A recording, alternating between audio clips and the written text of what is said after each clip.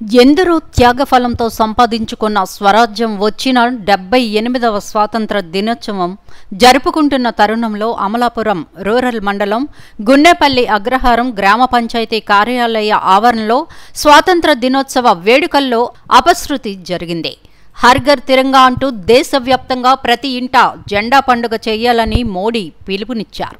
మన దేశ పౌరుషం ఎగురుతున్న జాతీయ జెండా, అందుకే ప్రతి ఇంటా ఎగరాలి మన జెండా అనే ఉద్దేశంతో ఈ కార్యక్రమానికి శ్రీకారం చుట్టారు. భారతీయులు జెండాని ఎంతో పవిత్రంగా చూస్తారు, ఎంతో ప్రాముఖ్యతని ఇస్తారు.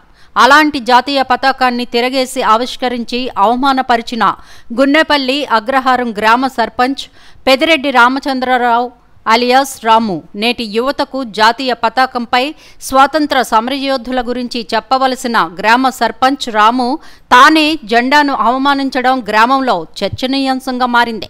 ఇటువంటి వ్యక్తిగా గ్రామ బాధ్యతలు అప్పచెప్పింది అంటూ స్థానికులు చెవులు కొరుక్కుంటున్నారు.